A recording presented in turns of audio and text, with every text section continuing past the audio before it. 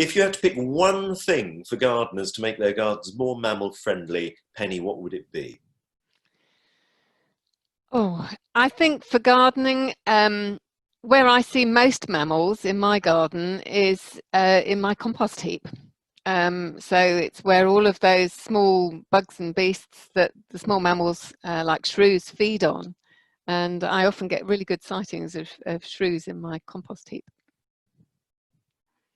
I once worked in a theatre before I worked for the BBC, and there was it was near a river, and there was a whole family of shrews that used to run along the footlights, nose to tail. It was the most extraordinarily cute. Oh, brilliant. Right past the lights in the footlights. It was incredible. Dawn, what would you do to make a garden more mammal friendly?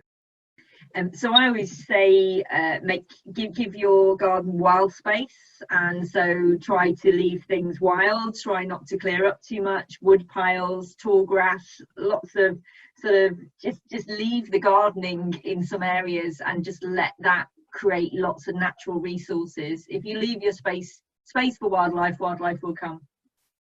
Derek? I'm probably going to pinch Fiona's and say don't use the pesticides and the herbicides. The more wildlife that's in there already, then there's more food for the mammals, including the bats. So the more insects that we encourage, because we have more flowers, the better it is. Whether they be what we tend to call weeds, but are in fact just wildflowers that have lots of nectar, then that's what I would suggest, no pesticides. Fiona, does that leave anything for you? Oh, okay, I'm going to go with dig a pond. There you go, you're locked down. What else are you going to do? Dig a pond.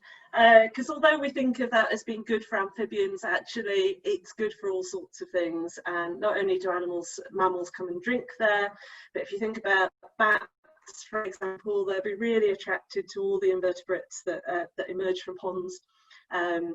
Yeah, dig a pond. Why not?